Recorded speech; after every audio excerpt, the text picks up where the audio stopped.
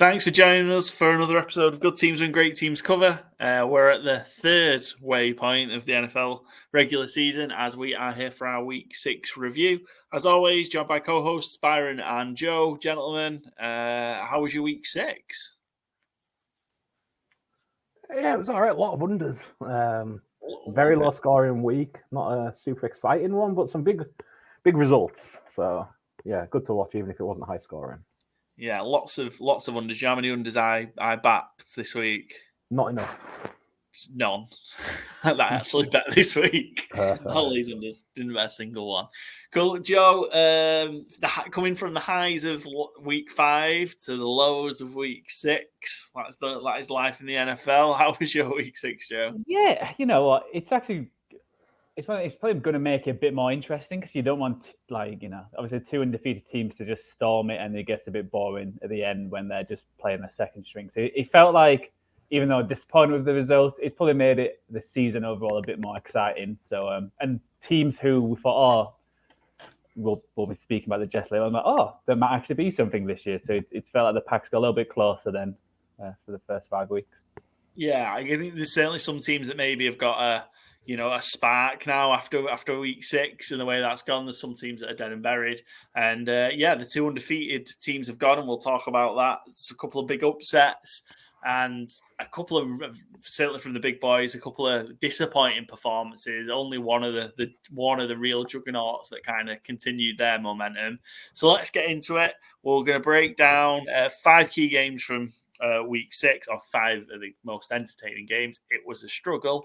Then we'll get through and have a look at our bets, our ATS picks, FourFold Challenge. We'll break down the winning Fantasy Gameday lineup and also take a look ahead at Thursday Night Football, which is coming around again quickly. Ravens-Titans, the final game in London, third and final game in London at Tottenham. 24-16 to the Baltimore Ravens. Seemed pretty comfortable. The Titans flirted with covering the spread at the end. And oh my God, what a painful watch that was. But I suppose key thing, Ravens back on track after the mess that was the game against Pittsburgh in Week 5. What did we make to the Ravens' performance in London? Yeah, back on track, but still kind of in that Ravensy way of the Titans might have tied the game late. It was very unlikely. That Titans O-line is a real problem. And the Titans heading to their bye week now, I believe, and not sure who the quarterback's going to be coming out of it. But I think Baltimore looked pretty comfortable. I think they played better than the 8-point spread even indicates, but they just don't really seem to have that. I think it was Joe pointed this out last week. They just don't seem to finish teams off, which is obviously, I think, a long-term concern. I think Lamar still had another good game. Zay Flowers is still shining. I think he's just going to get better and better as the season goes. But yeah, positive for Baltimore, but still not, batting 1,000 certainly. Yeah, I just don't think Baltimore are going to be the type of team that we see when kind of the other big teams or the other great teams in the NFL, kind of when they've got somebody like that, they don't just kind of put a foot on the throat. And I just don't think they're capable of doing it. For one reason or another, they just like to try and make things a little bit interesting. And a lot of other teams might have come back on the Ravens in this game. Titans are just a bit of a mess. Joe, what did you make to the Titans' performance? They took kind of again that to the third quarter to actually get going. Yeah, it was disappointing, wasn't it? It felt like they just didn't get going most of the game. I know they had 2 big plays, and it was like, a comeback might be coming on, and obviously, and one of them was because Lamar Jackson for an interception. But again, I just never trusted them to actually come back. I think Ryan Tannehill had a poor game, obviously. I know he went out injured, but he looked like he actually hurt his ankle before then, and he was limping around. But it's disappointing because when you take out the big play from Henry and the big play from Spears, it's like, how many yards? I think they only had 168 yards. If you take them 2 out, it just feels like it was very slow. It's just disappointing.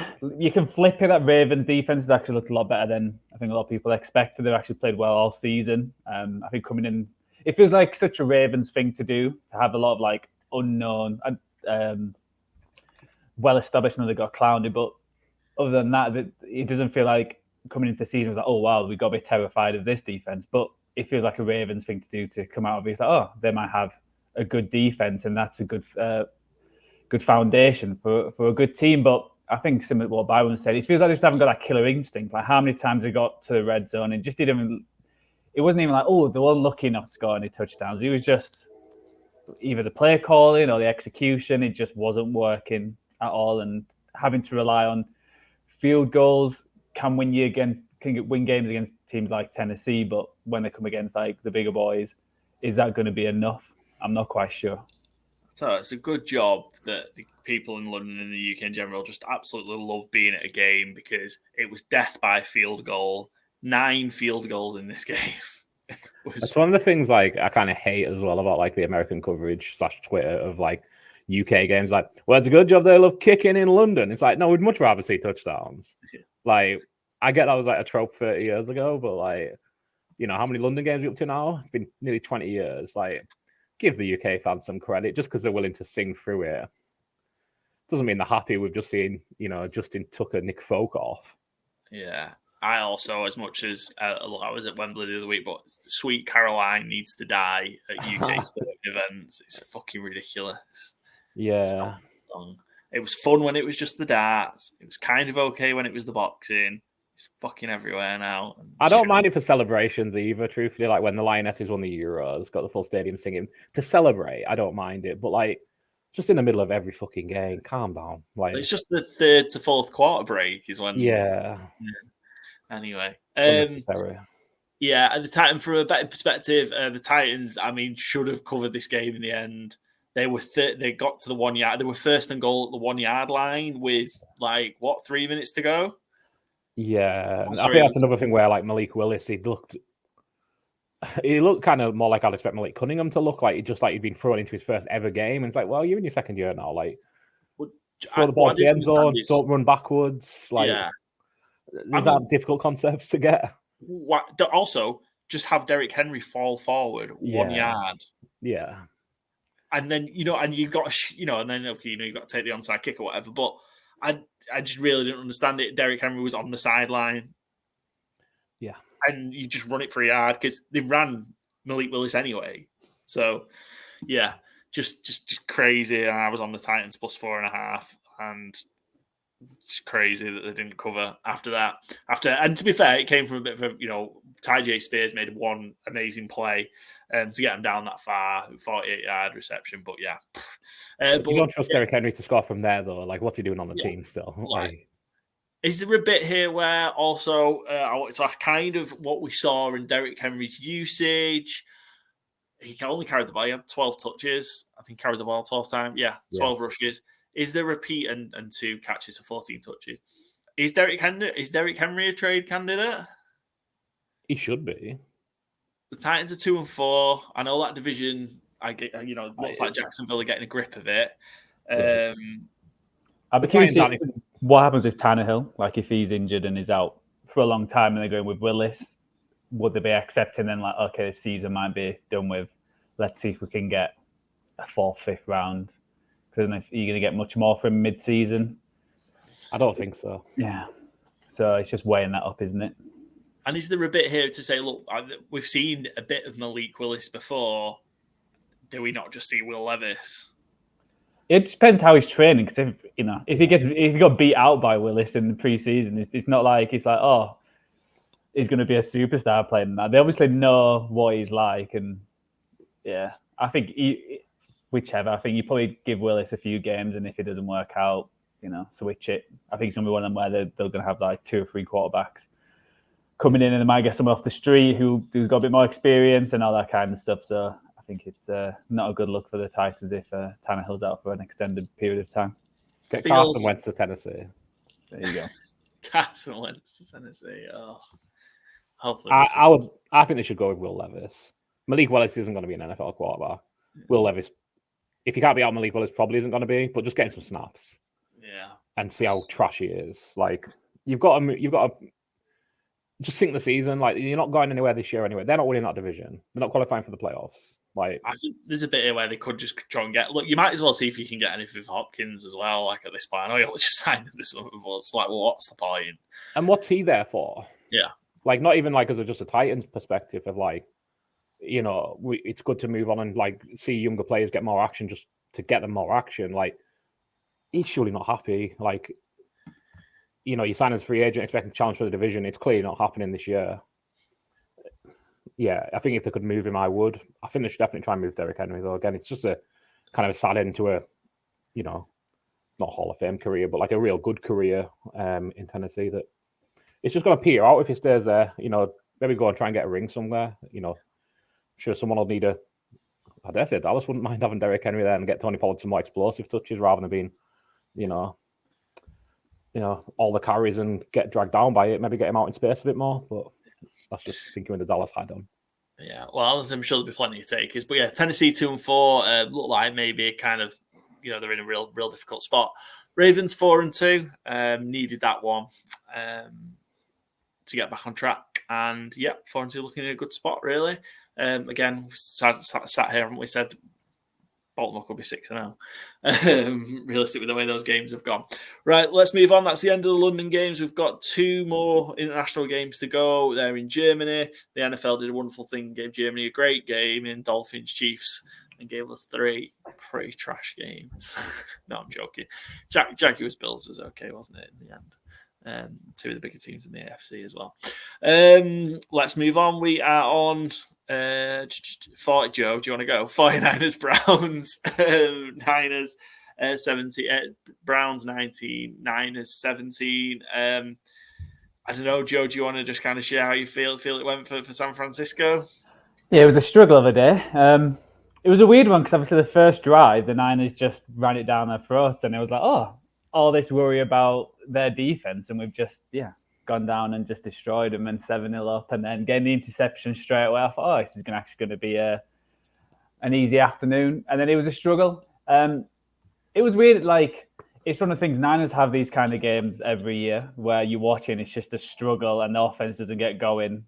It's not always putting up 30-odd points. I know they've done well since Brock Purdy's been in, but like before that, it's been a struggle. So, Browns has probably got the best defense in the league. I think that's probably been proven now. Like, I think it was in between the Niners, Browns, and Cowboys, possibly Eagles. But how it's looked the last few weeks, I think the Browns have got one of the best, probably the best defense. So, it was just a struggle. And at the end of the day, the Niners should have won it with a field goal at the end. That's like the kind of thing what I might take away from it. Like, if they kicked that field goal, it would be like, we weren't the better team, but we still won. But, if a kicker can't hit a 41-yarder, then, what can you say? So it is what it is. Move on. It's not just a kicker, is it? It's the 3rd-round kicker.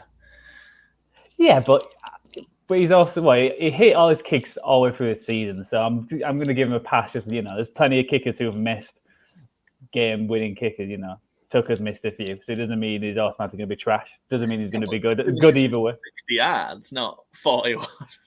But, it happens. It's in Cleveland. Always tricky with field goals. But no, he should have kicked it. But it is what it is.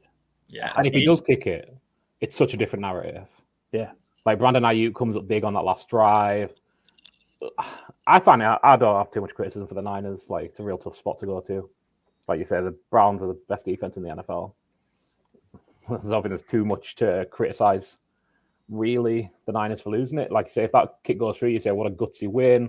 Go on the road to a tough place and pull out a win. Like, Brock Purdy's lead them when they're down to a game-winning field goal. It's all, It's all. Yeah, I loved all the Brock Purdy disaster takes this week.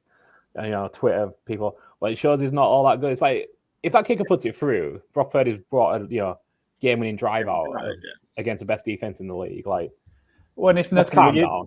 When you look at other quarterbacks like their 13th game, and it's just like, I'm not saying that he's going to be Tom Brady's level or that high, but I'm also not saying it's a disaster. We just go away and see. He's just playing well. Why do we have to declare him being the best quarterback or the worst quarterback? It's I think there's a lot of people desperate to see him fail, though. Yeah, like, people think that he has it too easy, I guess. Probably all the scouts about their jobs. I guess you get it so wrong.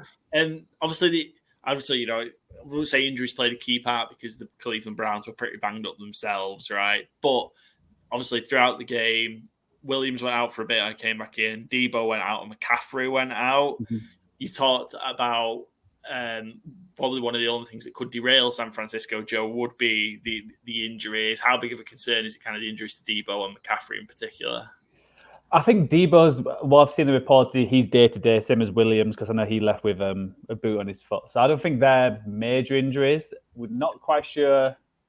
I think what I've seen with McCaffrey as well, it's a pain management kind of injury where it's not going to be, he's going to, take him out for an extended period, but it's also not going to be fully fit. So I'm curious how they will play that. I think they've got, I think the system itself, like McCaffrey's special and that he helps the team, but with the system, I'm sure Mitchell and Mason will be able to get plenty, not as obviously as many as McCaffrey, but still be capable. So I'm not too worried. Like, I think the next game is the Vikings on Monday night, so we should really win that. And I do think the Debo one probably, if Williams are out, Williams will be a more scary one. But the Debo one in the game felt like more as an issue because he's the one who does a lot of the motion and a lot of that. So like during the game, they were trying to do that and people like were messing up, and he felt like he took them off their game kind of bit like happening within game rather than, before the game actually begins. I'm sure Shanahan will be able to scheme it up when he actually knows who's playing without all these players out. Yeah, I wonder if kind of we'll see a bounce back from the Niners against the much softer Vikings defense. The -7 now, I suspect that goes out a lot more as we get to Monday night next week. Yeah, I don't think it's a disaster for the Niners. It was just a messy game, wasn't it? And I think more just kind of credit to the Browns really in terms of how the defense held on. And you know what, I thought PJ Walker did a good job in relief as well. And I've sort of talked about in the preview, I love PJ Walker. I think he's just real fun when he's in the games. But I thought he did a really good job. He had a couple of picks, but I thought he did a really, really good job in sort of shepherding that offense into what he sort of got out of it. Amari Cooper had a big game with 4 grabs for 108 yards. But I just thought, it was just that Browns we talked about. Byron, you had your stat for the Jim Schwartz offense. Have you seen the story about where that stat came from and the 49ers beat writer? Maybe just one to look up because I don't feel maybe telling it on this podcast isn't wise. So the guy it came from was like an independent 49ers or independent contracted 49ers beat writer. His name's Jack Hammer. That's obviously not his real name, and there's a reason why he doesn't use his real name. So maybe go have a look up after as to why that's the case. Interesting, but yeah. So what was that now? 1-10. Shanahan against Schwartz. Yeah, and scored over 20 points once in that time. Yeah, I did.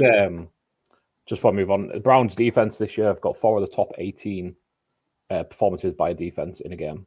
They've only played 5 games. Yeah. Incredible. Yeah. They've been going, and look, I think they're I wrote them off quite early in the season. I thought they were a really bad team, but that defense is very, very good. And again, in that tight, it's looking like it's going to be a real tight AFC North.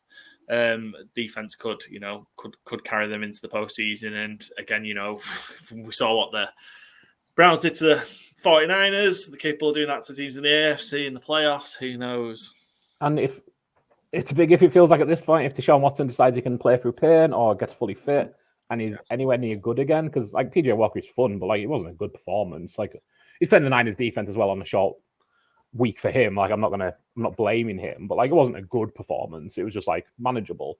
If Watson gets to be good again, playoffs are on for Cleveland. Do you feel like he's making a point, like not playing, going, you know what I really need is some external massages? Is that what he's doing? And that'll be. I would like to try and guess what Deshaun Watson is playing now. It seems like a very odd fella, I guess. Well, maybe put it that way. Yeah. Just one last Browns defense stat.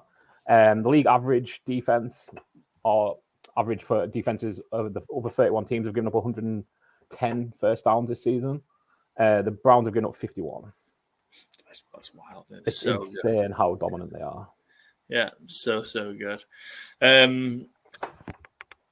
Niners obviously not winning the game, not covering. Obviously, a big that spread went out. Sorry, that spread went big as well. Yeah, but it ended up at 13.5. No, it was 9.5.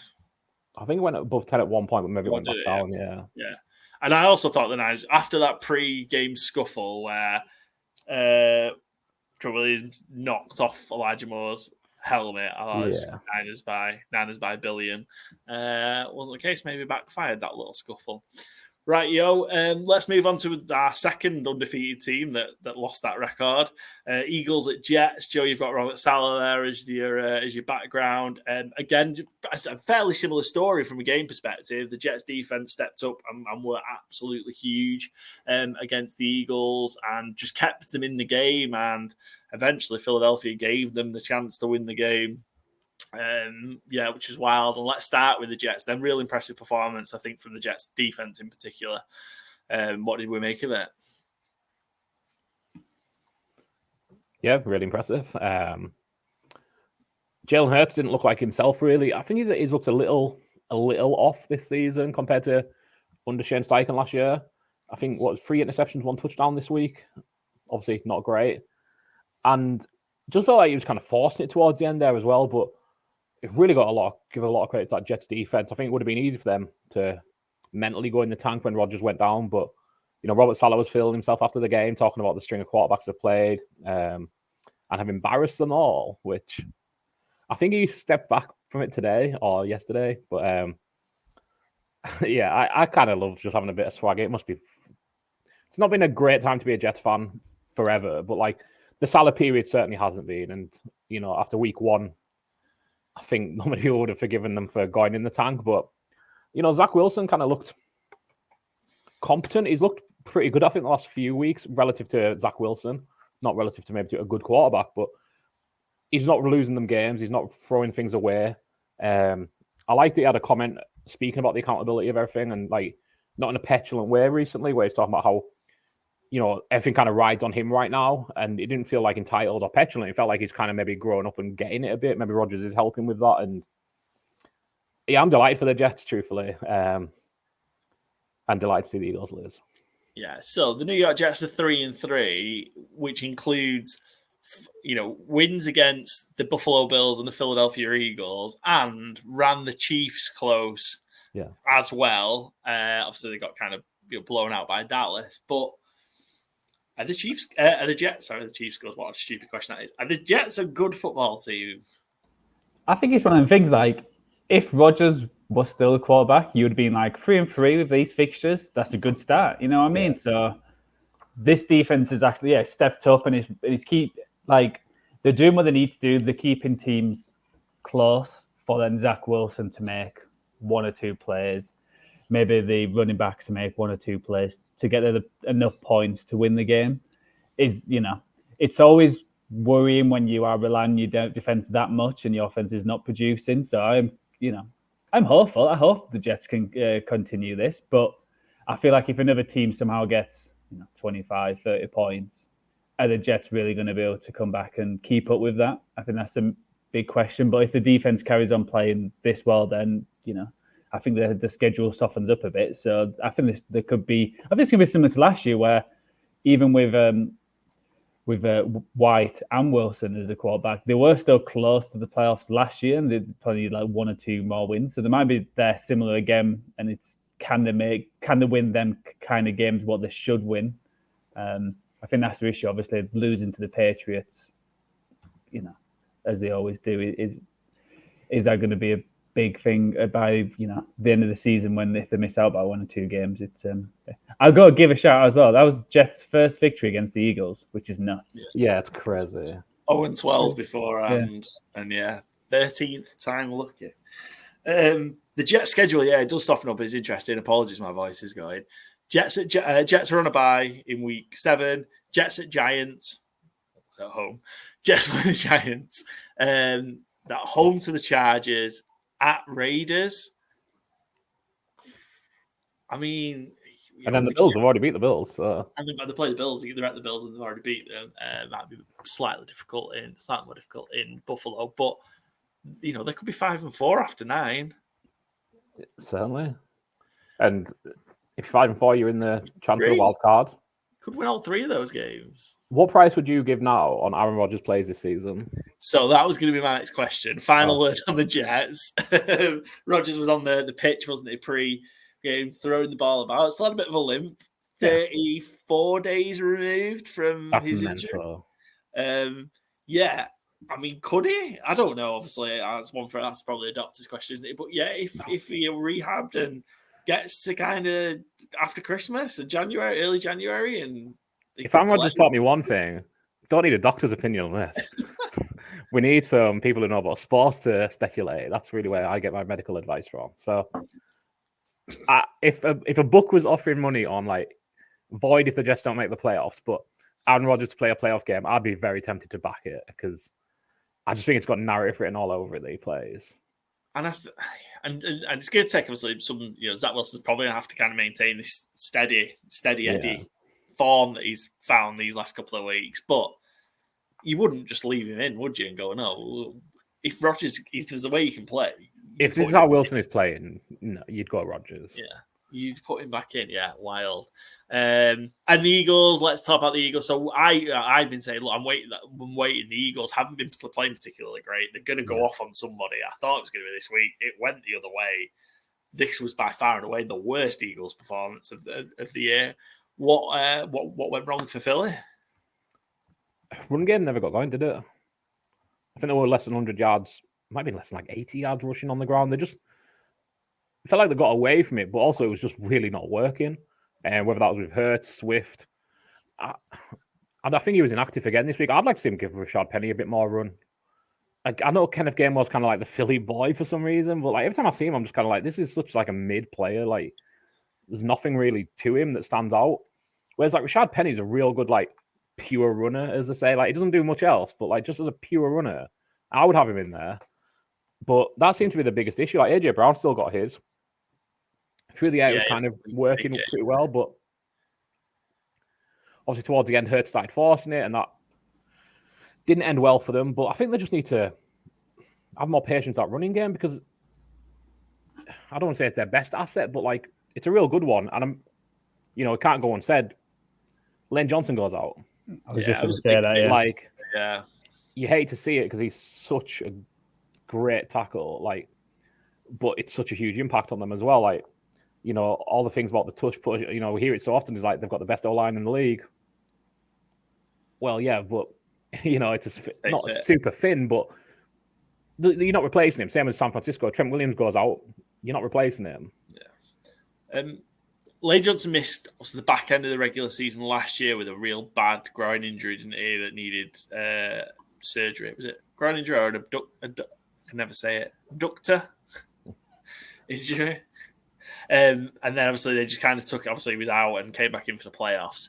And I don't know if he's just kind of held together by tape at this point. Be real interesting what if they lose him for a period of time about the approach. But yeah, look, I'll try and keep the Cowboys because we're going to talk about Dallas because of the mess that was the Monday night game.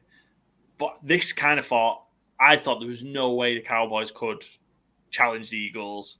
This has given me a whole lot of confidence. The Cowboys have got a whole host of problems themselves. But after 6 weeks, this is exactly where I expected. Well, maybe not, maybe 6-0 Philadelphia and 5-1 Dallas. But I expect them to be a game behind the Eagles. And I'm quite happy if we were a game behind the Eagles. The way the schedule worked out, a little bit different, we'll talk about a bit more. But, with the Eagles start, I expect them to get off to this hot start. So, yeah, it's an interesting one. And, again, I think very much there's some chinks in the maybe not so much like in the Niners. I don't think there's necessarily huge chinks in the armor. I think there's bits you can go after Philadelphia here and really get after them and have some success. And teams have shown that a little bit so far. The Patriots, I thought, did that. Minnesota did because I really felt Minnesota should have beat them. And I just think, the Jets really showed as well just how beatable the Philadelphia Eagles are and how, maybe they aren't quite as good as they were last season. I would say Hurts still made some unbelievable plays. Like there was somewhere some guys were like dragging him down, holding on to him, and he was still able to like throw it 10 to 20 yards. I still think he's still an amazing quarterback. And like I think it's weird, even like the Bills game is very similar. It feels like teams try and force it on the Jets. I wonder if that's how the Jets defense is set up. That because like the last interception like to win the game, he had, he didn't have to go all like they still had a minute or so off. He didn't have to go all the way down the pitch. He could have just like dinked and dunked for a while, and but for some reason he decided to go for on the back foot. And same with the interception as well. He was on his back foot, and he went to when the Jets got the one before the touchdown. So it's I think the only scary thing about the Eagles, I feel like they can get better, but they're still winning. Yeah, That's my only thing with the Eagles. It's like, can the Huge. Niners get any better? Yeah. But I feel like the Eagles could get a lot better, and they're still 5-1. Well, look, we're going to see, because it's obviously a huge disappointment for them. And then these next 6 games are, I mean, this is quite the run for Philadelphia. And this is the big part of their season, I think. So this is the next 6. So we've got so Eagles at home to Dolphins on Sunday Night Football. Eagles at Commanders. We know Washington played them. I've played them real close. We saw that in the first game of Philadelphia. Cowboys at Eagles. Eagles at Chiefs. Bills at Eagles. 49ers at Eagles. Those are the next 6 games. It's like a murderer's row of teams. You'll probably take the Commanders out of that, but we know the Commanders played them tough. That's the next 6 games. There's a bye in there. That's a rough run. It'd be interesting to kind of see where the Eagles land after that game against the Niners in week. So that's 7, 8, 9, 11, 12. Yeah, after week 13, after that run, because... And what a horrible run of games that is. And yeah, like we'd obviously mentioned it as well, but like how much that is going to be without Lane Johnson as well. Because I'm sure Chase Young will be looking forward to an Eagles attack without Lane Johnson involved. Cool. Let's move on then. Let's go to Sunday Night Football. Again, maybe not one we should have talked about, but Giants Bills 14-9 to the Buffalo Bills. Odd. Again, just not odd football score. 14-9. I mean, just I'll ask the question at the end: should the Giants have had another play at the end? Probably. I think it's an egregious hold. He's like inside Darren Waller's jersey. Yeah, I think Waller had his hands on him as well, so I think that's kind of. I think it should have been another play, but I don't think it's as bad as it was being made out necessarily. And I think Waller kind of bought the one previously as well. Like he made sure he got noticed as being tackled on the prior one. Yeah, I don't like to focus too much on refs because they have a tough job, but like it is kind of tough when you see an underdog get kind of banged in a big spot with like the officiating. I think you couldn't have complained if they got another play, certainly. Yeah, and maybe a bit of Giants might have made a run for their own back here because go back to that series before halftime and Tyrod Taylor, who I thought, again, similar to PJ Walker, did a great job in relief here. But yeah, he kind of went to a run thinking they'll have time to clock it, and they didn't. If you take, if you don't score a touchdown, if you get the 3 points there, you don't need a touchdown at the end. Obviously the game might work out differently. But again, let's talk about the Giants. I think a lot of real positives for the Giants here after a horrible start to the season they've had. Yeah, I was kind of for not getting too like they got Saquon Barkley back. Obviously, they got Justin Pugh back from straight off the couch, as he remarked. I'm amazed how much better their offense looked without Daniel Jones and with Tyrod in there. Like we bag on Daniel Jones a lot. Everybody does, but like I was amazed how much better they look. Like it was getting like time in the pocket.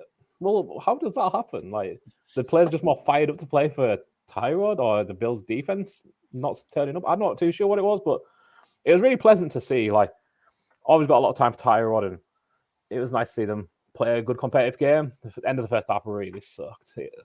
It's funny seeing Brian Daboll though, because I don't know, I just don't like Brian Daboll. He seems like really obnoxious, and I don't know, he's irritable. He seems like one of those meathead kind of guys, and like him yelling at Tyrod, I'm just like, yeah, that's funny. He deserves to get shouted at. If you make that kind of mistake, you gotta maybe don't give your quarterback the run option though. Like give him 2 pass options, or say don't option. Like don't overly complicate things. Like I get that, but he also he's supposed to be a quarterback in this league. Like he's got to take some responsibility. I think he's got to take some. He did. He came some responsibility, but like so's the coaching staff. He did. Tyrod came out and just sort of said afterwards, "The lot was on me. I should have. Like this is what I did. I shouldn't have done it." Yeah, let's go. But I thought he played really, really well.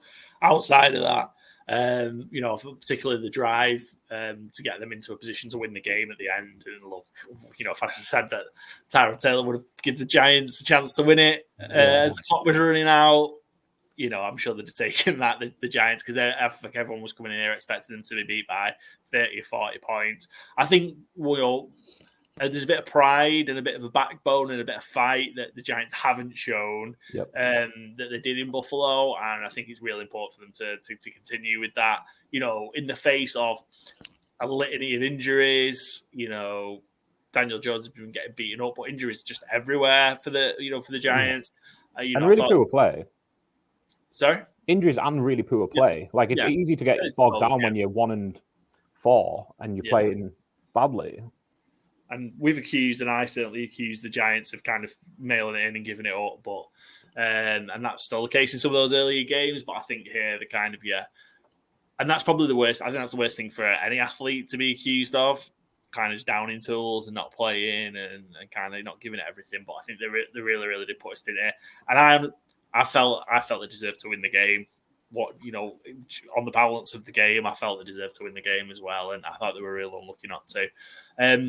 That's two shoddy performances in a row from the Buffalo Bills in London. They were pretty poor. It took them ages to get going. They were really poor here, and they were poor in week 1, and that's all around 3 pretty good performances. I mean, how many more of these kind of duff performances are we going to get from the Buffalo Bills, I think? Because I think it's worrying that we've had 3 in the first 6 from them. It's worrying for them, obviously. Yeah, it is worrying, but then it's like one of them. It's, how the NFL season goes. When we're in week 14 and they're 10-4, 9-4, you'll be like, well, they actually had a bad performance. It's still a win. A win's a win. They managed to get it brushed off. They've just come back from London as well, so could that have affected them again? We said, it's affecting them to go there. Will it affect him to come back? I would have Dable obviously against his old team if he had any knowledge or he had any tricks up his sleeve just based on like knowing their defense well enough and vice versa. It also feels like, is there anyone in the AFC like other than probably the Dolphins, but again they lost to the Bills, who are actually blowing teams out and looking incredible. So I think it's like worrying on one side, but on the other side it's like they won another game. If they're like going a trajectory where they're peaking at the end, it doesn't matter. They got that win. That's all that matters, really. I think the first for 12 games, it's all about your win-loss record. I think it's the last few weeks. It depends how good you're playing.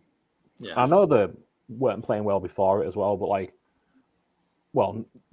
lost Matt Milano last week. They lost Trey White the week before. I kind of wonder as well, like, what was the emotional toll of Damien Harris's awful looking injury?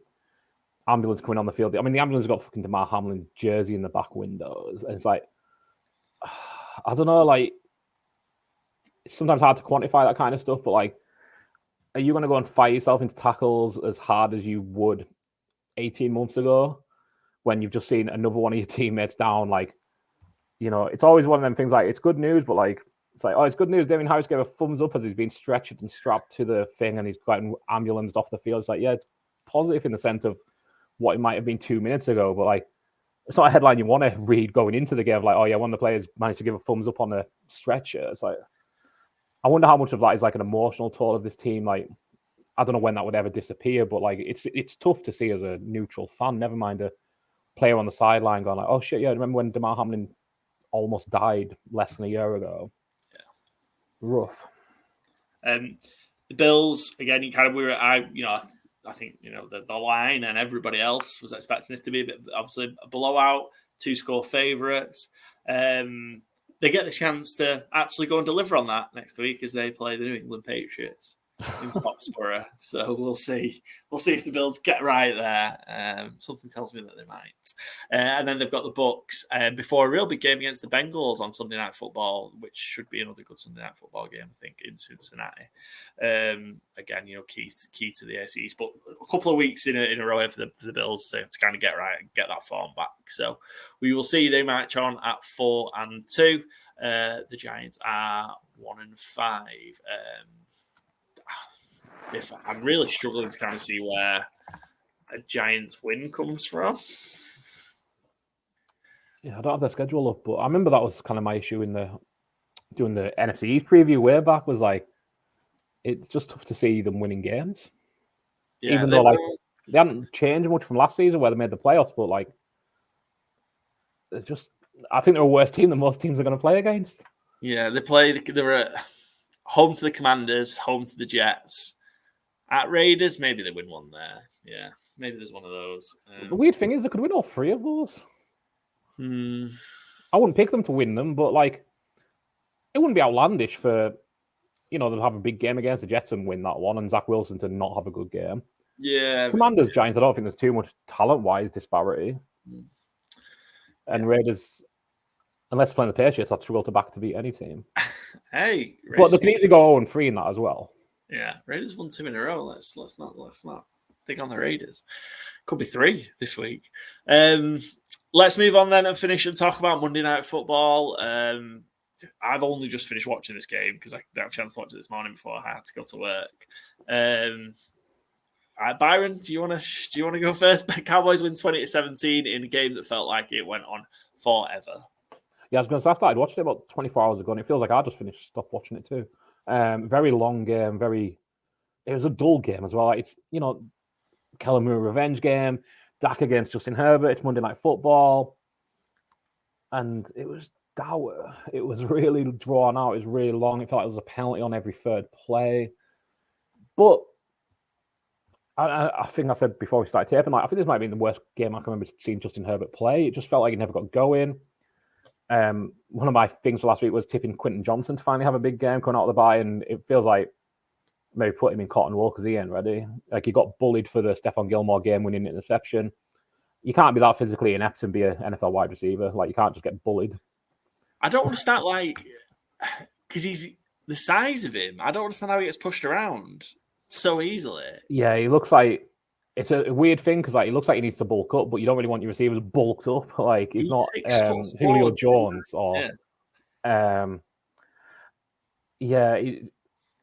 it looks like a wasted pick right now. Like, obviously, people say he's a project wide receiver. Well, if he's that big of a project, you maybe shouldn't be taking him at 20, 21. Like, Zay Flowers was taking the pick after. He's looking a ton better. Jordan Addison was taken after that as well, looking a ton better.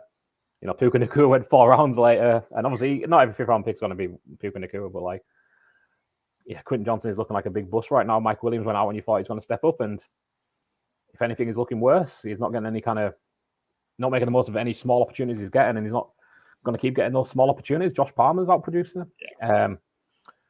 But yeah, Dallas's defense finally came to play towards the end of the game. Micah Parsons got his sack. Gilmore got his INT. But just a big win to get for Dallas, especially with Philly losing at the weekend. But certainly not a pretty game. Dan Quinn beating out Kellen Moore felt like a good throwback to Dallas training camp videos. And you've got to take the win, but not a hugely optimistic one. I'm glad how poor they made the Chargers look, but I always kind of, Cowboys are my team, but Chargers are always a team I root for just because I guess they're always so unlucky and feel like they should be better. So slightly worried about what comes next for the Chargers because again, they're not competing for the division.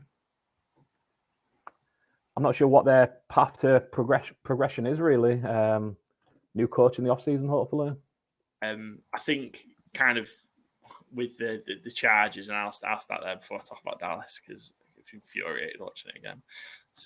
Far more negatives than positives came out of that game for me. But anyway, the Chargers, Herbert missed Keenan Allen on what would have been 2 touchdowns. Yeah. There'd have been huge plays, but twice Keenan Allen sat Deron Bland down on routes that he run, 2 double moves.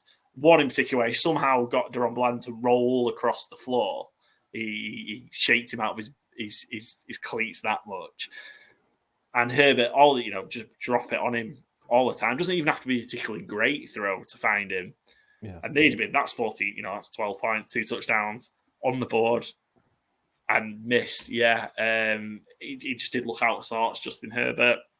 I think on the main, I really felt the Chargers should have won this game quite comfortably, really.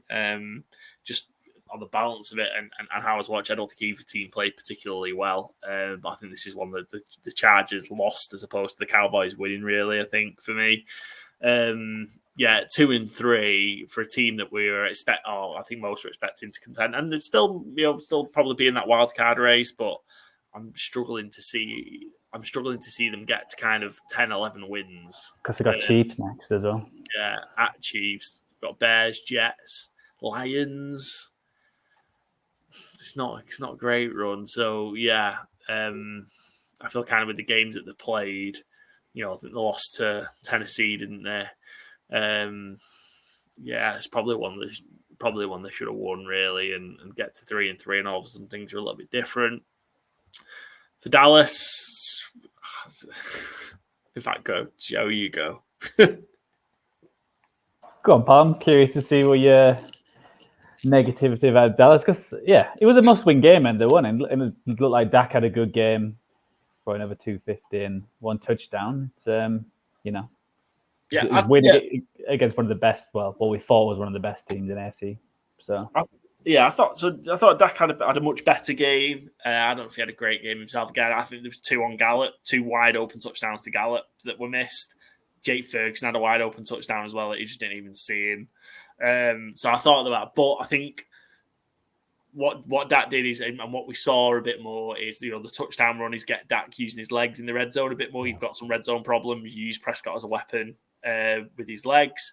Saw that for the first touchdown. Overall, they were poor in the red zone again. Was it one touchdown from 4 trips? Again, poor, not going to get the job done. Again, you play anybody else, you get beat here. I feel Chargers in prime time beating themselves a little bit. That offensive line, I know Chargers with Mack and Bosa, good pass rush, but that offensive line's a mess at the minute for Dallas. So many penalties. Prescott was running for his life so many times that kind of the pocket collapsed and he had to get out. I thought the running game was particularly poor again. The O-line had a great night. Bright spots. There was a bright spot. I thought CD Lamb was a bright spot. They kind of got, again, made a real conscious effort to feed Lamb, and he had a good game. I think 117 yards and 7 catches. And I thought a couple of good performances defensively, and in particular, Odigizua. I think he's turning into a huge part of that defense. I thought he had a great game. Didn't necessarily show up massively in the stat line, but he was just a disruptive force all night long. And ultimately, when the game's on the line, you need your big players to step up. Parsons did, as you mentioned, Byron kind of came out of nowhere with that sack because he didn't look like he was really in the game much. And then obviously he made the trade in the offseason for Stephen Gilmore. Diggs has gone down. He came up with a pick to ice the game. So but huge concerns, I think. But Dallas are 1 game behind Philadelphia, which is where I would expect them to be at this point in the season, given the kind of the games that they had. Preseason, the way it works is different with the Jets not having Rodgers and losing to the Cardinals. But, I thought Dallas should have been kind of probably 4-2, 5-1 in this spot preseason. They're 1 game behind their Eagles. They're within striking distance. I think that's the positive to take away from this. I think it's kind of, you mentioned Michael Gallup there. He had a real poor night. Yeah. He had 10 targets. I can't think of many players who've got 10 targets on the worst looking game. Like, it felt like, even when he caught it felt like he's not recovered from his ACL. Like, he looks like he's lost at least half a step. And it's sad. I love Michael Gallup, but sorry. I agree. I was huge on him, but I think the two grabs he gets both hands on the ball twice, I think. Yeah. I believe if you touch it, you should catch it. I agree. Yeah. You get 2 hands on it, you should fucking catch it. Yeah. Rough. Yeah. I knew, Joe, you're right. I thought it was must win, and they did. And I suppose that's kind of all that matters, right? You got into LA on Monday night and won the game. Cowboys are on a bye this week, and then they've got at home to the Rams. Need to take care of business there, and then they go to Philadelphia. I think it's huge at Dallas. I think Dallas can afford to slip up against the Rams. If you can find a way to win those next 2 games, game on. You've had a real rough start. I was looking at their schedule though. So the last 6 games, Seahawks, Eagles, Bills, Dolphins, Lions, then Commanders. Yeah, it's a rough old end. Commanders at week 18.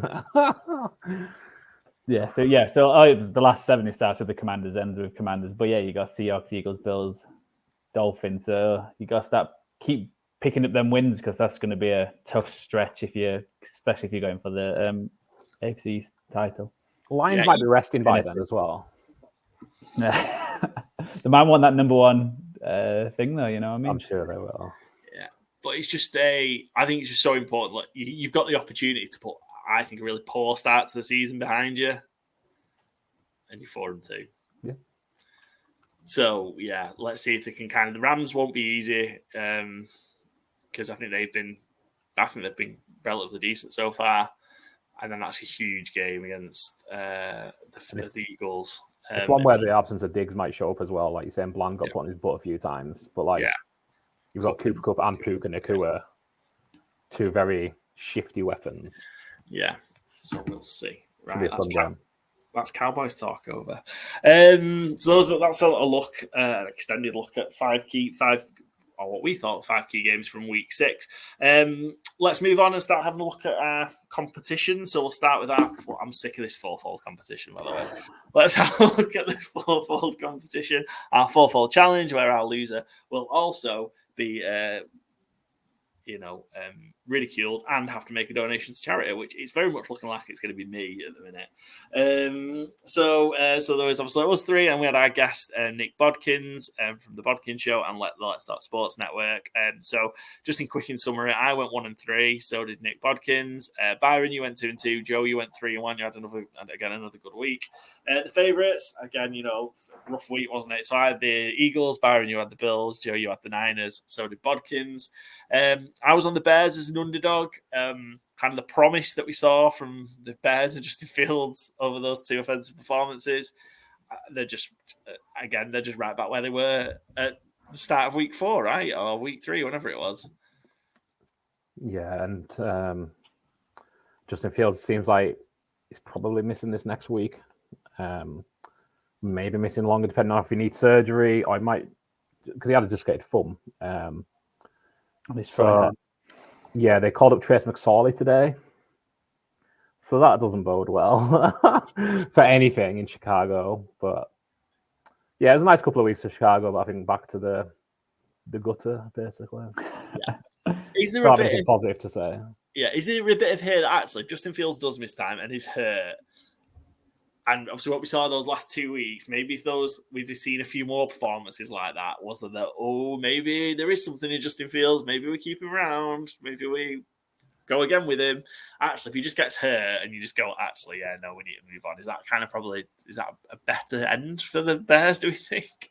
Well, I'm guessing where they land in the draft, and obviously having the Panthers pick is looking. Might be 1-2 at this rate. Yeah, he's looking very nice. So I wasn't surprised. I had the Vikings to win. I just feel like the Vikings are a better team than the Bears, and I think I feel the Bears can have some good performances here and there, but yeah, we'll wait and see. It's Fields could come back and then have another good 2 or 3 weeks. You just hope management have actually seen enough now where it's like, we need a new head coach, we need another quarterback. Let's start again. Yeah. This was supposed to be that, right?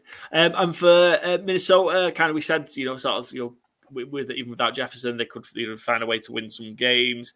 Again, talk about trading Cousins, I think is premature. But again, was there too much in here to be positive about for the Vikings? It was just a real rough game, a real poor game between 2 pretty poor teams, really. And the difference in the game ultimately was the fumble recovery on Tyson. What's his name? Tyson Bagent? Someone else on I'm going for, yeah.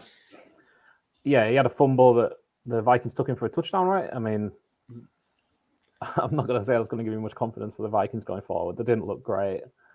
The Bears are obviously an opponent you really should be beating if you've got anything about you. No offense, Washington. But yeah, I don't have much confidence in Minnesota going forward. I didn't have any confidence in them going into the season either. I would make sure Justin Jefferson is fully fit before you rush him back. So, and I still don't think Cousins is going to get traded. I just don't think there's anyone out there like with the Jets now being 3-3, they can easily be like, Wilson's good enough to win with the defense and where else? Because we said before, I think Byron made the point that if he does leave and someone picks him up, they're going to get a 3rd rounder anyway. Yeah. So is it worth, getting rid of him for another third round when You're gonna get that anyway. Yeah. I think the only one I thought that would have done maybe was Atlanta, because again we saw bad Desmond Ridder this week, which I'm sure we'll get onto. But yeah, after 1 week of up performance, because it feels like if Taylor Heineke ran that offense, they would be a playoff team. So you imagine what Kirk Cousins could do in it. But anyway, I was the Bears. Byron, you hit on the Texans as 1.5 point underdogs against the Saints. Called the CJ Stroud interception, just didn't back it. Felt, the Saints defense didn't quite give him the fits that I was predicting, but they baited him into that throw and got the interception. Yeah, I think me and Joe kind of both said the exact same thing though. Like last week on our preview was like, they're just a better team and they've got the plus number. Like I'll take that every week if you get given to it. So I think the Texans are a real feisty team. I think the Saints are kind of a middling team. Like probably not too much difference between the two, but certainly on home field and with a point advantage, I'll always take the Texans in that spot. I think it's like they've got the underdog mentality. I think they're probably very they're very similar. If you went from man to man, maybe the Saints have got the better team, but I feel like with the Texans having that underdog mentality and, putting in, I don't know if I can say putting in more effort, but having that kind of game, I think, that's why I picked the Houston Texans as well. Yeah, I just thought this was a real odd game. I only saw this through Red Zone, but it felt like that the Saints outgained the Texans by about 140 yards. Carr was throwing all day. I think I had 50 pass attempts, maybe. Yeah, it was 32 of 50. Yeah. But I'm not sure you're getting... and again, this is another one that I'm not just blowing my own trumpet, but I just remember in the offseason be like, I'm not sure if Derek Carr's much of an improvement over Andy Dalton. I'll stand by it. He's thrown 50 times, and what was the score in this game? 17-13? 2013? 2013. I don't think he had a particularly bad... I don't think he had a bad game, but what are you getting from Derek Carr? He scored 13 points, Yeah, it's not exactly glowing. You throw 50 times and you score 13 points. And they've got, I think, decent weapons. Olave, Thomas, Rashid Shaheed. Yeah, a real nice name to be fair. Yeah, best name to say in the NFL, I'm pretty sure. Rashid Shaheed. One. Yeah, it's a real fun name. And he's a fun player to watch as well. He's got genuine bursts. He's fun. He's, vertical threat, gadgety. I like watching him. Yeah. Don't like too much else about watching the Saints. I find them so middling and just drudging the way to a 9-8 record to get that rancid division. 2 3-3 teams, but two completely different 3-3 teams. Right? Yeah. I'm really liking what the Texans are doing. I think D'Amico Ryans is doing a great job. I'm liking D'Amico Ryans as a shout for Coach of the Year. I think he's doing a really, really good job there. And again, keeping them in the race for this AFC South, which, again, looks like the Jags have taken a bit of a stranglehold of it now, but they're there and they own a win over the Jags. They could sweep. He is, I was looking it up earlier, plus 900 to be Coach of the Year, D'Amico Ryans. I don't have the full list. I looked him up earlier today. So the most hench of the NFL head coaches, I think, as well. He's a beast, D'Amico Ryans. You see him on there. Well, the problem for him is, though, I was going to say, he'll just go and take the awards. The favourite is Dan Campbell, who is... I wouldn't really want to go and take much from Dan Campbell. I would. I'll tell you what, that's a fight I'd love to see. Yeah. D'Amico Ryans and Dan Campbell. That'd be a great fight.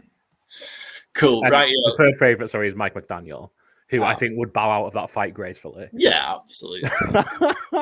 Scheme his way out of it. Joe, you were also on the Texans plus 1.5, so well done, gents. We weren't great on the overs, were we? Joe, you hit on Jacksonville Colts. Again, Jags roll on. That's three wins in a row for them, and I think just a bit of a real dominant performance from Jacksonville in this one. Yeah, I was a bit worried after the first quarter. I think it was only 3-0, so it was a bit like, but then the Jags got 2 touchdowns within the first few minutes just because Gardner Minshew turned it over a few times. It's the kind of game the Jags need to win to win this division. You should really beat the Colts if you want to be taken serious. So I think they had another good game. I was thinking this game was going to be a bit closer. That with the over, I thought both teams would score quite a few. So actually impressive, and I think the Jags defense is playing better than it did at the start of the season. So it's looking positive for the Jags. Yeah, Josh Allen had a particularly great game on that Jags defense. we were all over Jack's plays for Fantasy Game Day. We had the wrong ones, didn't we? What Shawfield wasn't there, and I didn't really get too much out of them. For the Colts, again, obviously, reports we're hearing that Andy Richardson may take season-ending surgery on that AC shoulder injury that he got.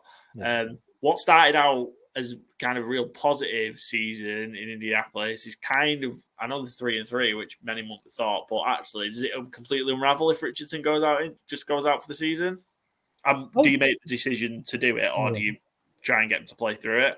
I wouldn't say unraveled. I think the fact that he had a good start to the season is positives. If he is out for the season, I think I've seen something that looks like he might be.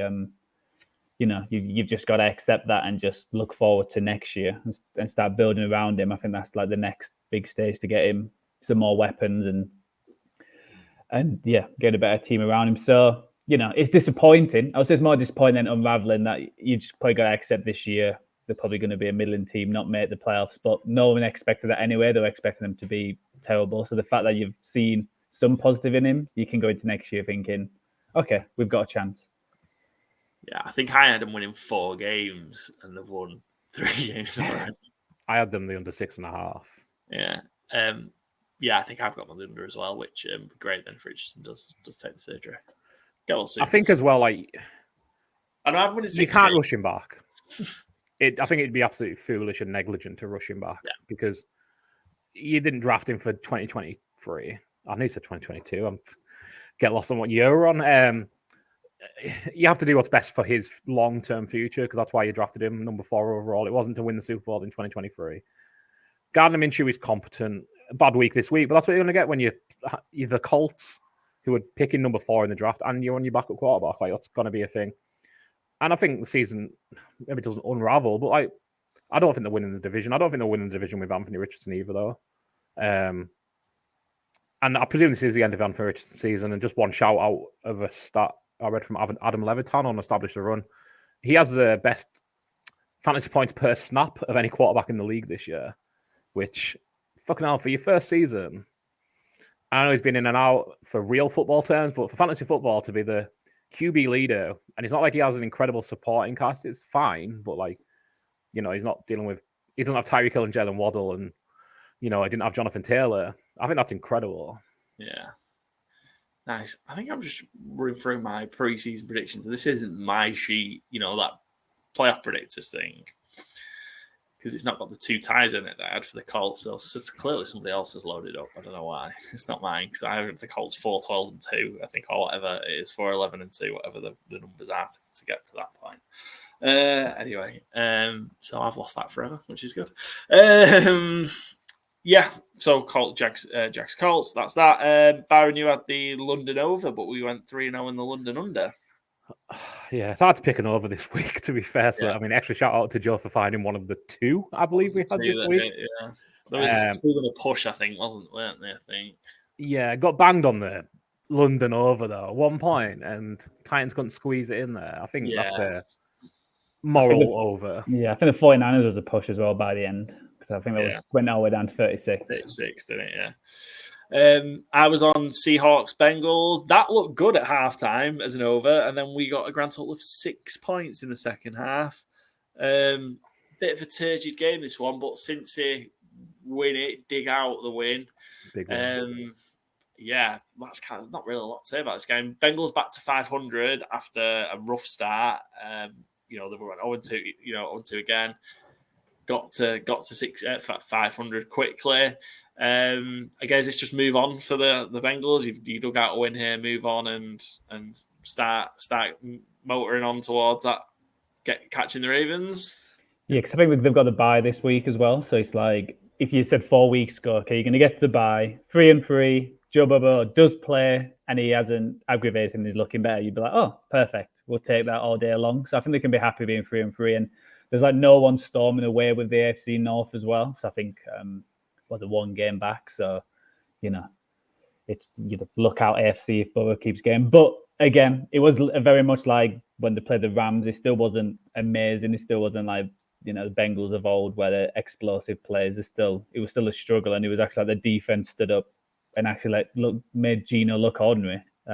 which is not being said for the last probably year. So it's probably his worst game in terms of how many sacks he took and all that, because he held the ball on for so long during that game. So I think both teams. I think they're both very similar teams, and they both can make the playoffs easily, but they both could miss it. So should it was a good game to win.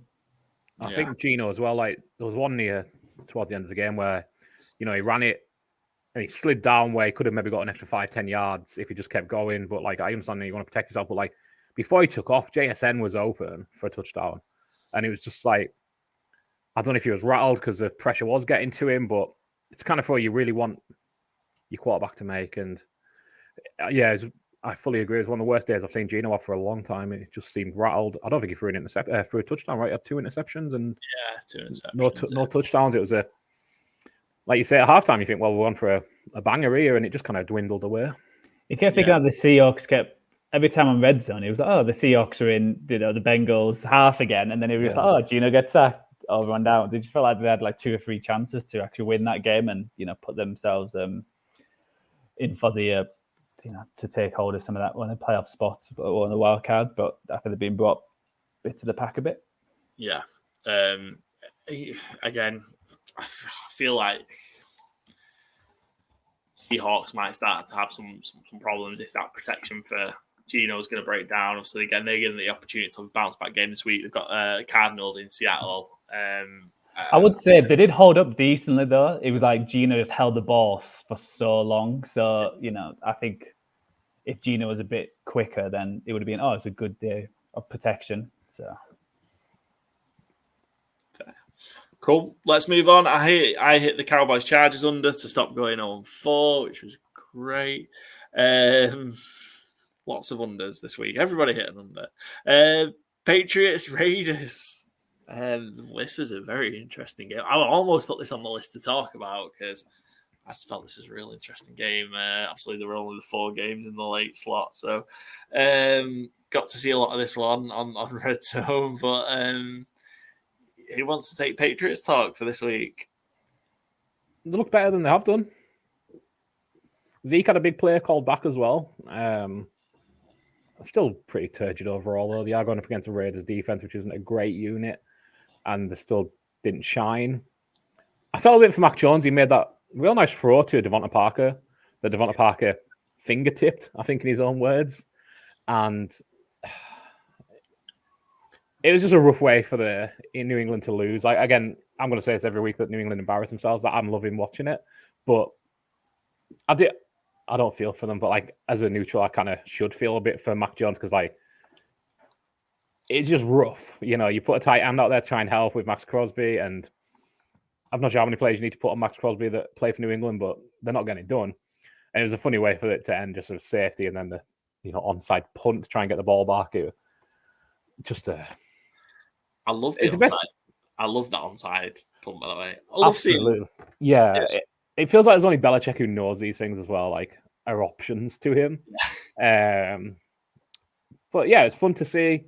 And yeah, best New England have looked in a while, but it never looked like they should win the game. They maybe could have covered the game. And they get the joys of the Buffalo Bills next week. Yeah, it should be fun. Raiders won 2 in a row. Jimmy G had to go to hospital for a back injury. Put his back out. Brian Hoyer, we saw him. Which is always interesting to see. Always good to see Brian Hoyer, yeah. Revenge game, yeah, a lot of them. Jacoby Myers, certainly, with his touchdown catch. Raiders could win 3 in a row here, which would you have had the Raiders having a winning record after 7 weeks? No. Absolutely not. No, they're at Chicago next week. They've got a few winnable games. Brian Hoyer versus Tyler Bagnett. Oh, is that on prime time? Thankfully, it's hidden away in the early slot. And it's another revenge game for Brian Hoyer. I guess I'll have a lot of Brian Hoyer every week. Every week. Yeah. Joe keeping me right as always. Thank you. Pointed out that I missed Lions Bucks, so we'll come back to that. But Joe, you hit the under on Eagles Jets, which was comfortable, and Bodkin's got the London under. Lions Bucks. The Lions roll on. Again, another low scoring affair. They all were this week, but real dominant the Lions in Tampa. Yeah. I mean, they only put up, what did they win? 20-6, was it? 26. 20-6. Yeah. And Jared Goff had 31 fantasy points. Yeah. They were really cooking, the Lions. Hard not to be very impressed with Detroit right now. Yeah. I was going to say you're going to tip. I think when we did the preview, Paul, you said you weren't too impressed with the Lions. Overall, I'm giving a big props, but how many injuries they've had, and that defense looked, one of the best it's looked against the Bucks. It's they're in that tier now. They're in that tier. You got to put them in that tier up there in the NFC. I agree with you. The top of the end, towards the top of the NFC, with the Eagles and Niners. I think for me, in this one was my favorite play of the season so far. And it's not the Amon-Ra St. Brown part of that touchdown. Craig Reynolds block. Oh my God, that was incredible. Two plays I saw this week that my favorite plays were favorite plays of the season. One offensive, one defensive. That one was incredible. Reynolds coming out of nowhere. That block knocked the Bucks D-back into next week. Incredible block. And what you want to see from you guys, right? That's kind of Dan Campbell way that we've talked about, and that ethos that, look, get the running back coming round, seeing that and making that block. Incredible. The other one, the game we've just talked about, was it Peppers that cut Devontae Adams in half? Oh my it's great. God. Like, it very much akin to like a WCW Goldberg spear. Like, it was absolutely incredible. And how Devontae Adams got up and walked away from that. Yeah. It looked like he cut him in two. Incredible. But yeah, Craig Reynolds, that was the block element of that. That's my favorite play of the season so far. It was so good. But yeah, Lions are a wagon. I think so, yeah. Lions I don't know if it's something you guys track, the DVOA. Used to be Football Outsiders, but it's moved on to FTN this year because of Football Outsiders not paying anybody, the new owners. But yeah, Detroit Lions are the number 2 team in DVOA this year so far.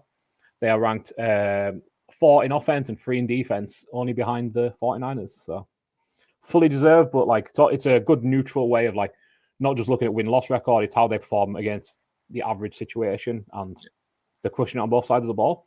Long may it continue. Absolutely. Again, runner games. It feels like there's a runner game. They play Baltimore next, Raiders, bye week, Chargers, Bears, Packers, Saints, Bears, Broncos, Vikings. There's a run there where the favorite number 1 pick, number 1 seed there. Yeah, and then they finish up at Dallas and home to Minnesota. Actually, I looked this up after the game on Sunday as well because I was all in on Detroit hype. They're the same odds, plus 1,500 to miss the playoffs as they are to win the Super Bowl. And they ain't missing the playoffs. Yeah, I don't think they will miss the playoffs. Probably I've probably got a bit concerned about how battle tested they're going to be. Yeah. The best team they're going to have played is in week 1. The Chiefs, went to Kansas and won. But when you look at kind of the run of teams that they've had, it's a very weak schedule. Yeah. Maybe, assuming Dallas get their act together, that would be a tough game. Week 17. Are they going to be ready for the playoffs? I wouldn't worry about it, truthfully. Winning's a real good habit. It is, absolutely. But yeah, just want to, you got to give the Lions a little bit of something, right? Apparently. Because they haven't had a rough enough last 50 years. You got to shit on them when they're finally having it good. Look, if nobody else is doing it, I'm going to do it. So as a result, I've the records, and I'm last 10, 13, and 1. Guests are next 11 and 13. I just can't seem to claw that one game back against the guests. Can't do it. Even when the guests go 1 and 3. Yeah, Byron's 49 and 1, and Joe's crushing it at 19 and 5. Let's have a look at our ATS picks. Again, I think we've talked about a lot of the games. We were all on the Chiefs Thursday Night Football. Scoreline they weren't particularly impressive. Only just covered, but I think in the whole pretty dominant performance, just kind of settled for some field goals, didn't you, the Chiefs? shout out Sean Payton taking that time out before half to give us an extra field goal to get that over the spread, which was really good of him. Worst coach in the league. West Coast. You two guys were on Baltimore. I was on Tennessee. Miami. We haven't talked about Miami. That cover looked it was plus 13.5 here to me. It wasn't necessarily in danger. When it got to -14 and Mike White threw that pick six, it looked like we were on for a push. Yeah, it got a bit hairy. I mean, I had a pretty poor percentage-wise betting this weekend, but shout out Carolina going 14-0 up early, and the bookies making the Dolphins 2.5-point underdogs. It's like, not underdogs, overdogs, but like 2.5 points is nothing. Like the Dolphins are going to come back in this game, so I went pretty heavy on that and made it be a profitable weekend from what I think I only won like 3 or 4 bets, but that was a heavy one. So thankfully the bookies, I think, heavily overreacted to a 14-0 lead for the Panthers, who were never going to hold on to it. Yeah, and we should put some positives in those early drives from the Panthers, I think. Bryce Young did look good at times. Adam Thielen had himself a day. If he's available in your fantasy football leagues, I'm sure he isn't by now, but he's putting a run together. 11 receptions, 115 yards and a touchdown. Another huge week for Adam Thielen. One to keep an eye out in Fantasy Gameday for, I think, because you probably still get him a fairly reasonable price, and they're leaning on him, whether it's Dalton that's gone in and done it, Bryce Young is 13 targets. You're going to get some good production out of Adam Thielen if this continues, which I'm sure it will do. Did you see as well Frank Reich has given up play calling? I did, yes. You finally got your emails and memos, I guess. Good. Maybe Bryce will have a chance now. I just hope it doesn't impact Thielen, though, because Thielen's been so reliable. I don't think it will, because they know what they've got. Very few things are working well. That's one of them. They're 0-6 now. Look, I thought Carolina would actually have an okay season. And this is bad. This is really bad. My question, why would you stick with Frank Reich? I mean, the season, yeah. Should you just get rid of him? Because the guy, he's shown he's incapable of winning NFL games as a head coach. I still think that's harsh, because he done real well in Indianapolis to start, and then felt like he's worked with the 2 worst owners you can work with that aren't Dan Schneider since. It started well in Indy. But I think they might be very happily mutually parting ways. Frank Reich's comments about how working with Dave Tepper is, I think, were indicative of a man who kind of doesn't want to be there. So a mutual termination come the end of the year, whether it's disguised as he's resigning to spend time with his family or he gets fired, whichever, I wouldn't be stunned. And I don't think it's really going to hurt the development of Bryce Young to get rid of Frank Reich. I certainly like Frank Reich a lot more than you do, but I'm not sure how much of a plus he is right now. Let's talk about Miami. Again, a pretty, a slow start, but they got it going. Just most of it again. Great game. Tyreek Hill over 160 odd yards. I think he's on pace for 2,300 yards, if my maths are right. Yeah, he's 130 odd yards a game receiving so far. So yeah, on pace for 2,300 yards. I thought it was disgusting. He got the taunting call for doing a backflip.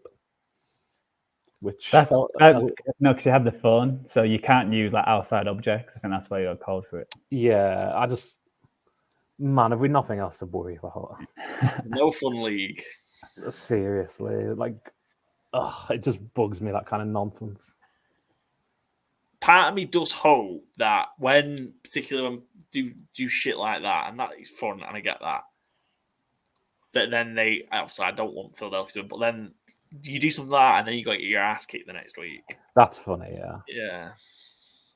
Well, I remember on a similar note when the Bucs defensive back, whose name I forget now, in the Super Bowl picked off when targeting Tyreek Hill and gave Tyreek Hill the peace sign, and he got a taunting penalty for it as well. It's like, well, you can't have Tyreek Hill do this every time he's running in the end zone, and then give him that when you pick him off. Yeah. Yeah. I hate the celebration penalties. It's just let them do what they want. And there was one a few weeks ago when Amon-Ra was thrusting. It's like one more thrust and there'd have been a flag. I'd love to see these rules. He was counting the thrusts.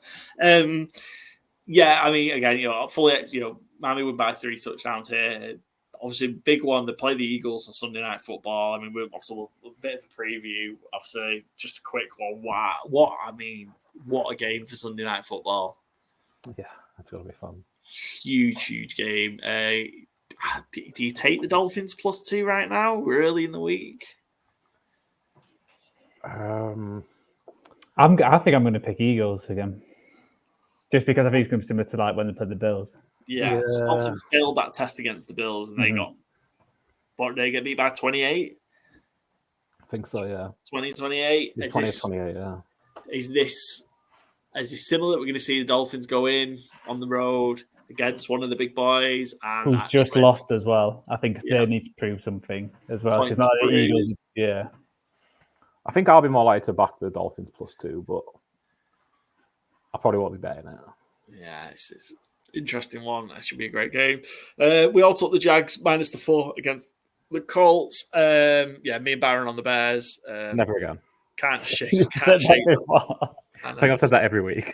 You backed him twice in over as well. Yeah. A 50% win rate.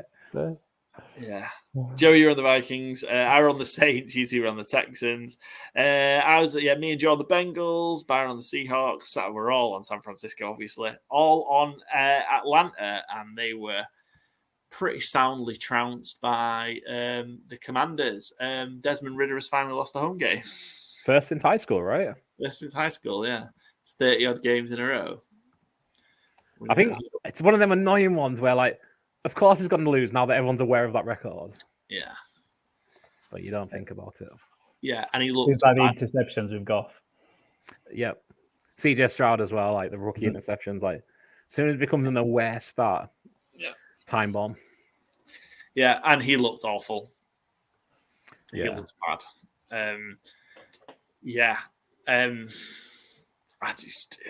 I know obviously they fell behind, but just don't ask him to throw the ball 47 times. I mean, some positives, I'll take, but Drake London got involved massively. Drake London's been real good since week 1, truthfully. Yeah. Pitts got a touchdown. That was about it. What are they doing with Bijan Robinson? Because at weeks he looks like he's an absolute monster, and then some weeks they just don't give him the ball. Well, he had the same amount of carries as Algier again this week, right? And I think he got less rushing yards. To me, just get him 20 touches. Like, that should be your first priority. You know, you take him number 8, ? Yeah. You know, build the entire plane out of Bijan Robinson. You know, like, get the ball out of Desmond Ridder's fucking hands. Get the ball in Bijan Robinson's. It doesn't feel that complicated, but I'm not Arthur Smith. No. Falcons at 3-3. The Commanders also at 3-3. Again, you know, helps a lot, but pretty solid game from them. Sam Howell again looked solid. You know, again, plenty of short fields with the interceptions from Ridder. But yeah, they kind of feel like another 5 sacks. Yeah, after Thursday night football against the Bears last week, felt like a good response. Yeah, certainly. I think talking about Drake London having a good game, but like Jahan Dodson, he's got to be one of the biggest fantasy busts of the season. It feels like. Did he get a catch this week? Jahan Dodson? No, he didn't. 1 target, 0 catches. I know he dropped an interception. It was even the interception. It was a big play, and he dropped it. But these two teams feel like 3-3, so it was a bit like, yeah, he worked it all the way out. Yeah. So another 5 on Sam Howell. Is that pace for 100 now? I think he's at 96. How is it on pace? What I read this morning. Yeah. Wow. So, I mean, that's close enough to 100 for it to be very worrying. Yeah. Can't go on forever, that. Protect Sam Howell. Anyway, it didn't matter in this one. We're all on the Raiders, -3 against the Patriots. Just that end. All on the Rams against Cardinals. Cardinals again, frisky for, you know, half or 3/4 of it before kind of it unraveled at the end. Rams, you fully expected them to win this game. Did so comfortably in the end. Second week of Cooper Kupp back. Second week of Cooper Kupp doing Cooper Kupp things. He just looked amazing again. Yeah. Kyron Williams had a great.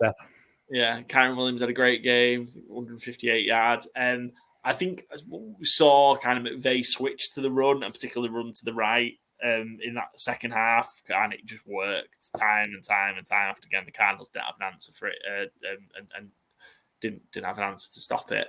I feel bad the Cardinals are 1-5 because I really think they've played some good football. Agreed, yeah. And again, unlike what we were saying about the Giants earlier, I mean, obviously the Giants didn't do it this week, but like, there's never been like a white flag game from the Cardinals where like felt like they've tried to compete every week, whether the talent deficiencies are not quite letting them, but they're hard coached and they're playing well. Yeah, I'm pleased for them. Like, I know the record is going to be what it is at the end of the year, but you know, a lot of people, I don't know if I actually said it, but like thinking that might be a one and done first time head coach because the vibes felt so bad in Arizona, but I certainly don't think that's going to be the case now. Yeah, no, I think he's earned the right, hasn't he? Yeah, absolutely. And just a wee minute I didn't say his name because I was trying to think of it. Because I always want to say Jim Gannon, former Stockport legend, but Jonathan Gannon is the Cardinals head coach, and I make that mistake every time I want to say his name. I think we'd get Jim Gannon references on this podcast. Yeah. Rams roll on 3-3. I took the Bucks, got suckered in. Bucks is the underdog. ET took the Lions. All on the Eagles failed. All on the Bills failed. And I showed faith in Dallas. Please for you, yeah, good one. On the game. So I had a bad week, 7-8. Joe, Byron 8-7, and then Joe 10-5. Joe, you're going really well. I know, especially the four pick. I think I've got 2 4-0s, 3 3-1s. In the last 2 weeks, it's the favourite what's let me down. So it's just missing out on that money. It was a tough week favourite this week, wasn't it? You know, you had three big ones that didn't cover. So what that puts us is me again, dead last, 47, 42 and 4. Byron 41, 38 and 4, and Joe with a 2-game lead, 53, 36 and 4. Plenty to play for in that one. It's a long old season in that one that could turn around quite quickly. Bets, I'll start. I had a nightmare. I had 3-5, followed up with another losing week. I was gonna just because I was so confident in that under, but I left it because I had a rough weekend. Rough NFL weekend. I bet college won this one, but rough NFL one. So I should have got back to 4-5. But I was on the big favourites, the Bills, the Niners, and the Eagles all let me down, and that kind of set the chain for a bad week. But yeah, I went 3-5. Joe, how was yours? Oh, I didn't have the best week this week. The 49ers Browns over, which was a push. I think I had the Detroit and Buccaneers as a push as well. I said that over, and that was under. Then my 3 for the Eagles let me down. I had Rams and Lions as well, so not the best overall. Yeah. Rough week. Feels like most of a rough week, Byron. Yeah, like I said earlier, it did end up profitable just by backing the Dolphins heavy in play. I had my hand, which I backed on the Instagram, but I put one like outside of one on as well, which actually hit 4 of them, which made it profitable. I was going to just do it as a double, backing Jordan Mason and Chris Brooks, thinking those games are going to be out of hand, which Jordan Mason's game certainly wasn't hand, but he did get a touchdown. So yeah, I backed JSN, who didn't, Chris Brooks, who didn't, but then Antonio Gibson, Josh Downs, and Jameson Williams all came in at like plus 300 or better. So like that was basically a triple stake return.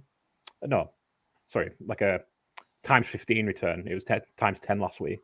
So that really came in. Those are my only 2 winning bets of the week, though. Baxter Flowers have a big game, and he played well, but he certainly didn't have a big game. None of the rushing, receiving, passing leaders came in anywhere close on Sunday. And a few.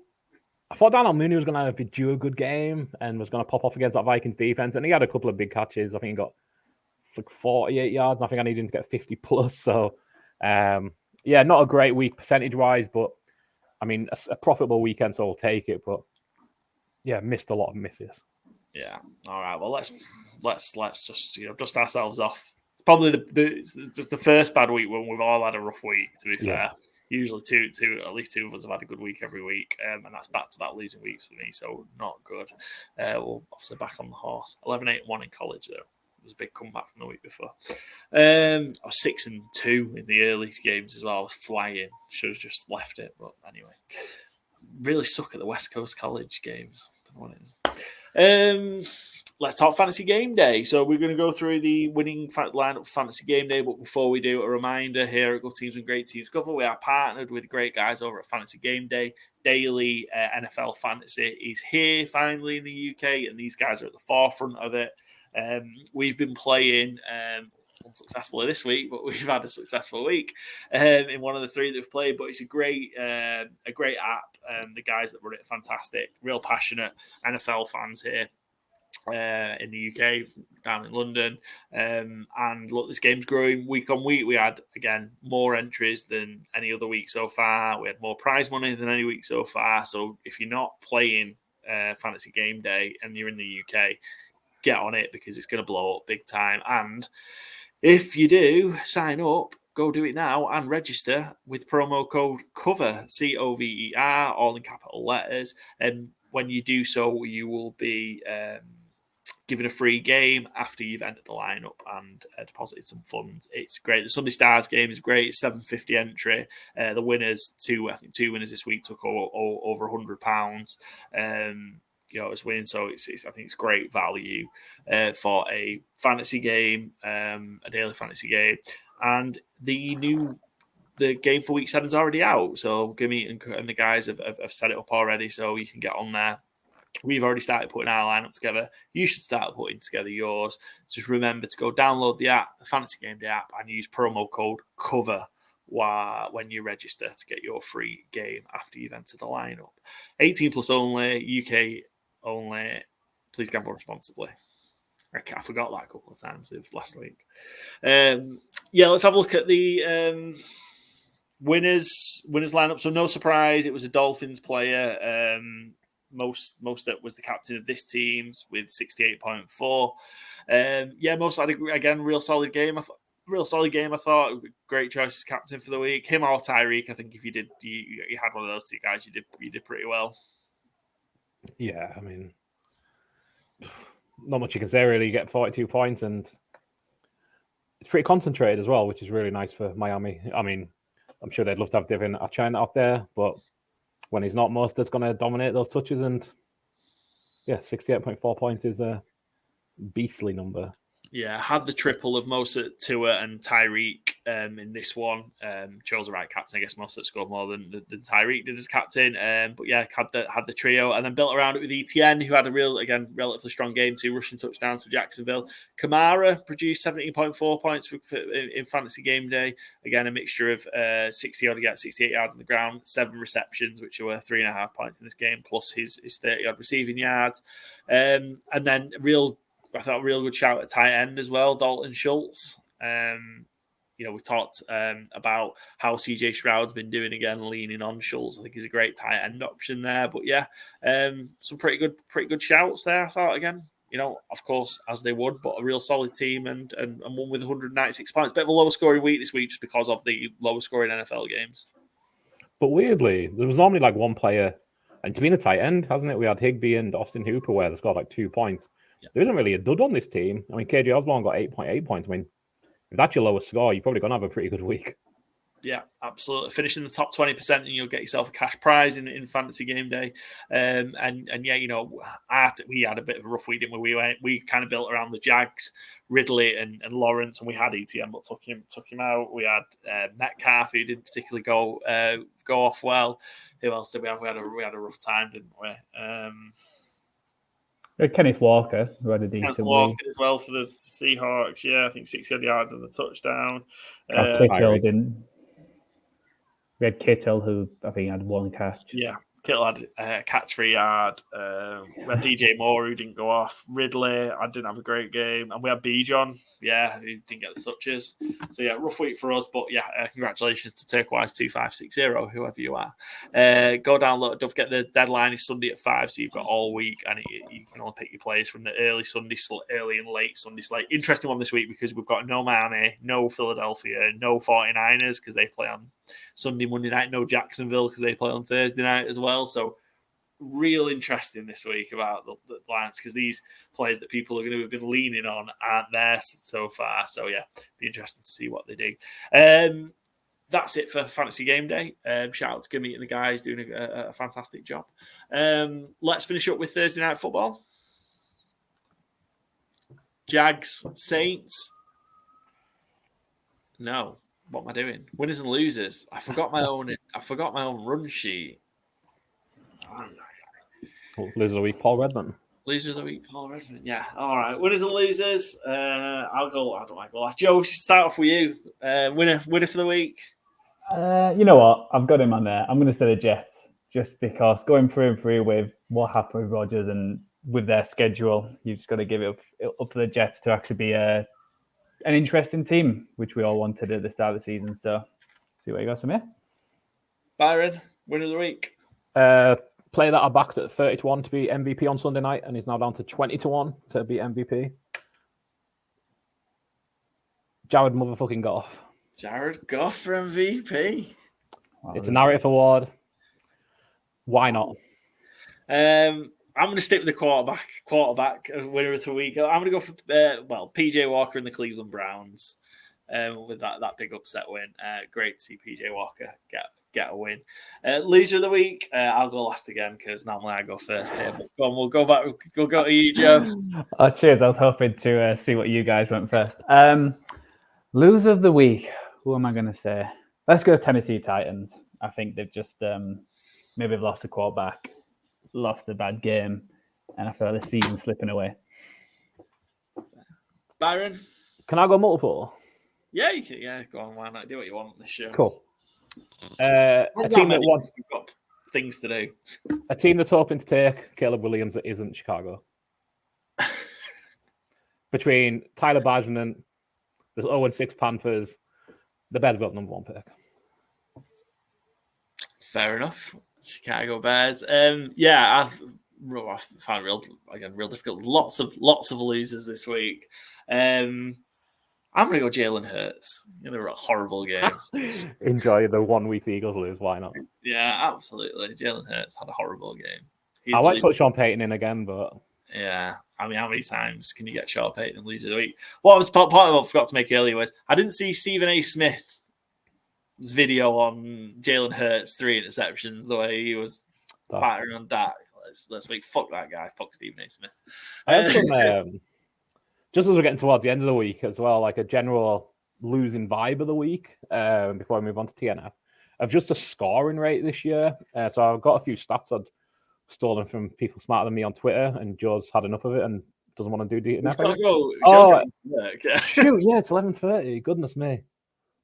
Sorry, Joe. You can get these stats at the end of when you listen to the show. It's lowest red zone touchdown rate since 2012 across the league. That's from Nate Tice at The Athletic. The NFL games this week averaged under 37 points a game, which is the lowest since week 8 of the 2007 season. And if that sounds bad enough, Mike Vrabel, the current Tennessee Titans head coach, was the defensive player of the week that week. So that was a while ago. Points per game is the lowest it's been in 6 years. It's 21.7 points per game. And I don't have the number for if you take them out, but the Dolphins, only on their offense, not on their games, the Dolphins are scoring 37.1 points a game.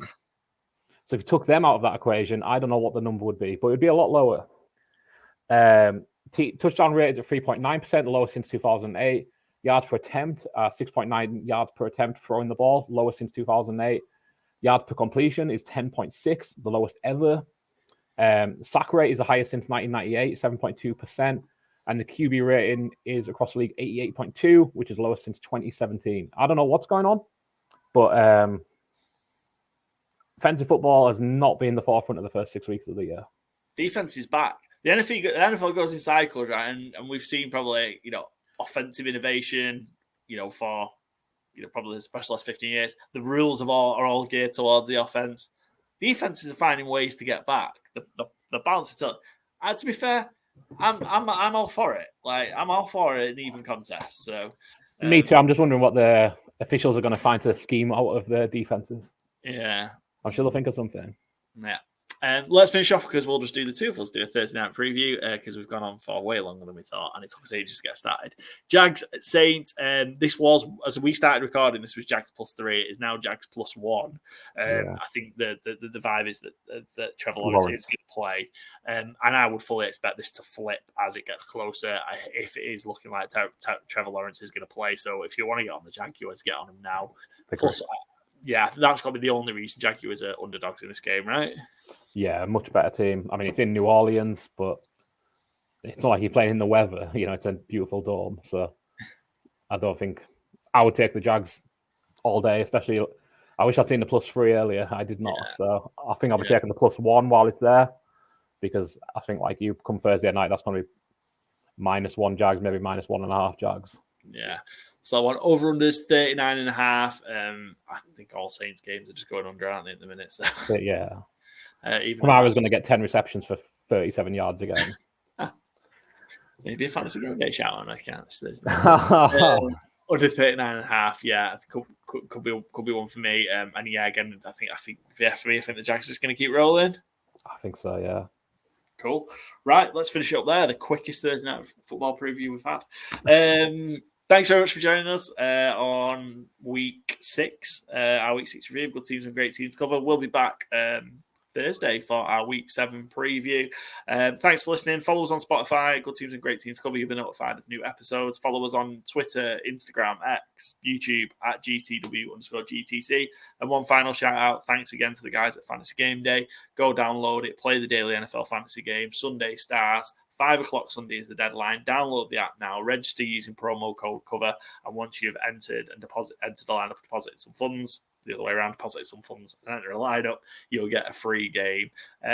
Enjoy it. Go win yourself some cash, potentially. Finish in the top 20%. Gamble responsibly. And we'll see you on Thursday. Cheers. Ciao.